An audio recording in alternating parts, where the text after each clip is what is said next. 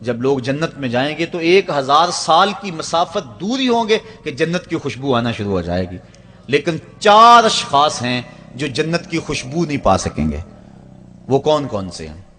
ایک قاطع الرحم،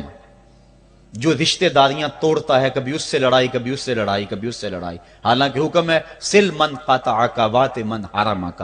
جو تجھ سے تعلق توڑے تو اس سے تعلق جوڑ، جو تجھے محروم رکھے تو اس کی جھولیاں بھر دے۔ تو جو رشتہ داریوں کو توڑتا ہے، مقدس رشتوں کو پامال کرتا ہے، بلکہ والدین کے حوالے سے یہ بات بھی سن لیں، بعض اوقات والدہ اپنی بہن سے ناراض ہو جاتی ہے، باپ اپنے بھائیوں سے ناراض ہو جاتا ہے، تو اولاد کو کہتا ہے کہ نہ ملنا، اپنے جو ہے وہ چچا تائے سے نہ ملنا، ماں کہتی ہے اپنی خالہ سے نہ ملنا، تو اب کیا حکم ہے، ملے کہ نہ ملے؟ تو علماء نے اس پہ گفتگو فرمائی ہے کہ قطع رحمی حرام ہے، اور ماں قطع رحمی کا حکم دے رہی ہے، کہتی ہے، اور بندہ سوچتا ہے، بچہ سوچتا ہے کہ میری خالہ تو میری ماں کے پیچھے، میرے چچا میرے تائے تو میرے باپ کے پیچھے ہیں، جب باپ نہیں ملتا تو میرے کیا لگتے ہیں، جب ماں نہیں ملتی تو خالہ اور ماموں میرے کیا لگتے ہیں؟ تو وہ ماں کے پیچھے اور باپ کے پیچھے لگ کر ان عظیم رشتوں کو چھوڑ دیتا ہے، جبکہ لا طاعت المخلوق فی معصیت الخالق، خالق کی معصیت میں مخلوق کی اطاعت نہیں ہوگی۔ تو جو یہ چیزیں ہیں قطع رحمی نہیں کی جائے گی۔ علماء نے یہاں طریقہ یہ بیان کیا ہے کہ والدین سے چوری ملے تاکہ ان کا بھی دل نہ دکھے لیکن ان سے تعلق نہ توڑے، چونکہ قطع رحمی کے زمرے میں نہ آئے۔ تو 4 اشخاص ہیں قیامت کے دن جو جنت کی خوشبو بھی نہیں پائیں گے، ان میں سے قطع رحمی کرنے والا، دوسرا بوڑھا زانی، اور تیسرا تکبر کی وجہ سے ٹخنوں سے نیچے شلوار لٹکانے والا، اور چوتھا والدین کی نافرمانی کرنے والا۔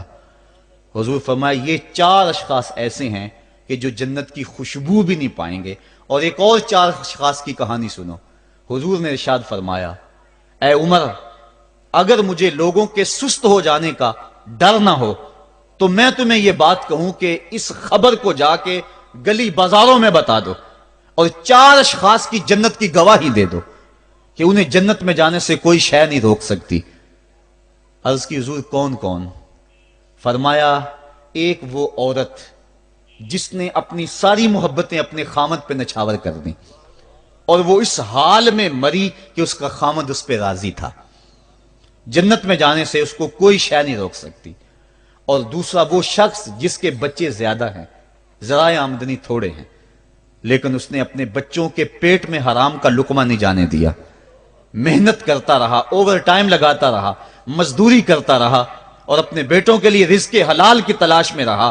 وہ بوڑھی کمر پہ بوریاں اٹھا اٹھا کے کام کرتا تھا اور اپنی کثیر اولاد کی پرورش کے لیے اس نے محنتیں بلی کی اور ان کو حرام کا لقمہ نہیں کھلایا۔ فرمایا قیامت کے دن اس کو بھی جنت میں جانے سے کوئی شے رکاوٹ نہیں پیدا کر سکتی۔ اور تیسرا حضور نے فرمایا وہ شخص کہ جو اپنے والدین کے ساتھ حسن سلوک کرے اور اس کے والدین اس پہ خوش ہوں، اس پہ راضی ہو جائیں۔ اور چوتھا وہ شخص کہ جس نے ایسی سچی توبہ کی کہ گناہوں کی طرف پلٹنا اس کے لیے اتنا مشکل تھا، جس طرح جانور کے تھن سے نکلا ہوا دودھ واپس نہیں جا سکتا، وہ گناہوں کی دنیا میں دوبارہ نہیں جا سکتا۔ تو یہ فرمایا یہ 4 شخص ایسے ہیں، عمر اگر اس بات کا ڈر نہ ہو کہ لوگ سست پڑ جائیں گے تو ان 4 اشخاص کے بارے میں شہادت دے دو کہ یہ دنیا پہ چلتے پھرتے جنتی۔ تو ماں باپ کی خدمت کرنے والا، ماں باپ کو راضی رکھنے والا یقیناً اللہ کی نعمتوں کا حقدار ہے۔ وہ بدبخت ہیں بیٹے جو